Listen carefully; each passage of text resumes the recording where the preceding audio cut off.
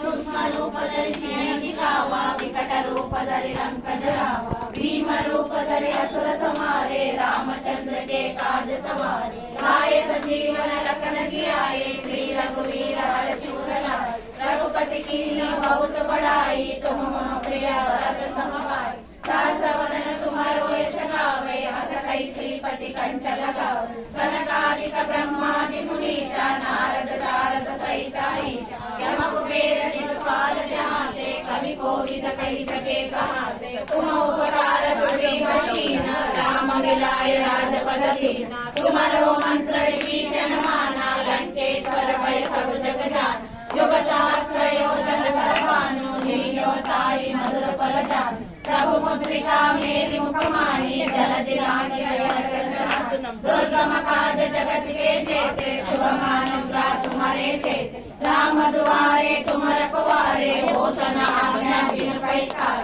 सब सुख है तुम्हारे चरना तुम रक्षक का हो को डरना आपन तेज समारो आपे तीनों लोक आंख के कापे भूत पिशाच निकट नहीं आवे महावीर जब नाम सुनावे नासै रोग हरै सब पीरा जपत निरंतर हनुमत वीर संकट से हनुमान छुड़ावे मन क्रम वचन ध्यान जो लावे सब पर राम तपस्वी राजा तिनके काज सकल तुम साजा और निर्लेपा निर्मला नित्या निराकारा निराकुला निर्गुणा निष्कला शांता निष्कामा निरकल्मषा नित्य मुक्ता निर्विकारा निष्कपंचा निराश्रया नित्य शुद्धा नित्य बुद्धा निरवध्य निरंतरा निष्कारणा निष्कलंका निरुपाद्यनिश्वरा निराकारा समदनी निर्मदा मदनाशिनी निष्किंचा ಓಂ ಸ್ವಾಮಿಯೇ ಶರಣಮಯ್ಯಪ್ಪ.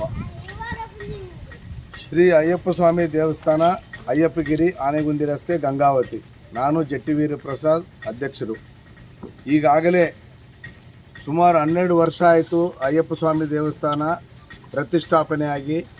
ಈಗ 12ನೇ ವರ್ಷದ ವಾರ್ಷಿಕೋತ್ಸವದಲ್ಲಿ ಕುಂಭಾಭಿಷೇಕ ಕಾರ್ಯಕ್ರಮವನ್ನು ಹಮ್ಮಿಕೊಳ್ಳಲಾಗಿದೆ. ಈ ಕಾರ್ಯಕ್ರಮಕ್ಕೆ ಮುಖ್ಯವಾಗಿ ಪಂಚಲೋಹದ ಕವಚಗಳು, ಸುಮಾರು 18 ಮೆಟ್ಲಿಗೆ ದೇವಸ್ಥಾನ ಮುಂಭಾಗದಲ್ಲಿ ಎಲ್ಲ ದೇವರಿಗೆ ಮತ್ತು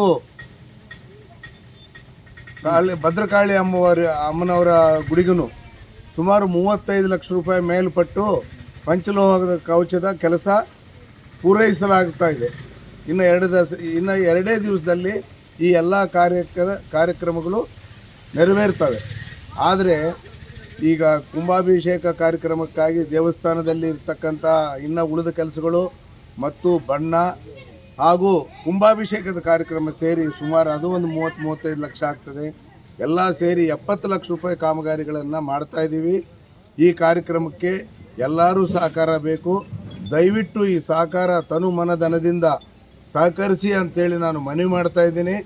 ಎಲ್ಲ ಅಯ್ಯಪ್ಪ ಗುರುಸ್ವಾಮಿಗಳಿಗೂ, ಅಯ್ಯಪ್ಪ ಸ್ವಾಮಿಗಳಿಗೂ, ಭಕ್ತಾದಿಗಳಿಗೂ, ಎಲ್ಲ ನಮ್ಮ ಭಾಗದ ಗುರಿ ಹಿರಿಯರಿಗೂ ನನ್ನ ಮನವಿ, ಎಲ್ಲರೂ ಸಹಕರಿಸಿ ಈ ಕೆಲಸವನ್ನು ಪೂರೈಸಲಿಕ್ಕೆ ಸಹಕಾರ ಮಾಡಿ ಆ ದೇವರ ಕೃಪಕ್ಕೆ ಪಾತ್ರರಾಗಬೇಕಾಗಿ ನಾನು ಮನವಿ ಮಾಡ್ತಾ ಇದ್ದೀನಿ.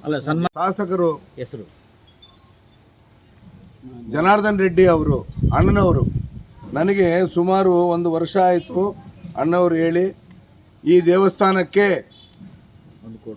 1 ಕೋಟಿ ರೂಪಾಯಿ ನಾವು ಡಿಪಾಸಿಟ್ ಮಾಡಿ, ಅಂದರೆ ಈ ದೇವಸ್ಥಾನ ನಿರ್ವಹಣಕ್ಕಾಗಿ ಅದನ್ನು ಪೂಜಾ ಪುನಸ್ಕಾರ ಎಲ್ಲ ಕಾರ್ಯಕ್ಕಾಗಿ ಬಡ್ಡಿ ಹಣದಲ್ಲಿ ಅದನ್ನು ಶಾಶ್ವತ ನಿಧಿ ಅಂಥೇಳಿ ಡಿಪಾಸಿಟ್ ಮಾಡಿ ಅದರಲ್ಲಿ ಬರ್ತಕ್ಕಂಥ ಒಂದು ಬಡ್ಡಿಯಲ್ಲಿ ಈ ದೇವಸ್ಥಾನ ನಿರ್ವಹಣೆ ಮಾಡಬೇಕು ಅಂತ ಒಂದು ಸಂಕಲ್ಪ. ಆ ಸಂಕಲ್ಪ ನೆರವೇರಿಸಲಿಕ್ಕೆ ನಮ್ಮ ಶಾಸಕರಾದ ಜನಾರ್ದನ್ ರೆಡ್ಡಿ ಅವರು ನಮಗೆ ಆಶ್ವಾಸನೆ ಕೊಟ್ಟಿದ್ದಾರೆ. ಆ ಕೆಲಸವನ್ನು ಆದಷ್ಟು ತ್ವರಿತವಾಗಿ ಪೂರೈಸಬೇಕು. ನಮಗೂ ರೈತರಿಗೂ ತುಂಬ ಕಷ್ಟ ಆಗಿದೆ ಈ ಕಾರ್ಯಕ್ರಮ ಮಾಡಲಿಕ್ಕೆ ಅಂತೇಳಿ ಅವ್ರಿಗೆ ಮನವಿ ಮಾಡ್ತಾ ಇದ್ದೀನಿ. ಈ ಒಂದು 12ನೇ ವರ್ಷದ ಕಾರ್ಯಕ್ರಮಕ್ಕೆ, ಕುಂಭಾಭಿಷೇಕಕ್ಕೆ, ಅನ್ನದಾಸೋಹಕ್ಕೆ ಸುಮಾರು 10-12 ಲಕ್ಷ ಆಗ್ತದೆ. ಅವ್ರನ್ನ ಈ ಕಾರ್ಯಕ್ರಮವನ್ನು ನಡೆಸ್ಕೊಡ್ರಿ.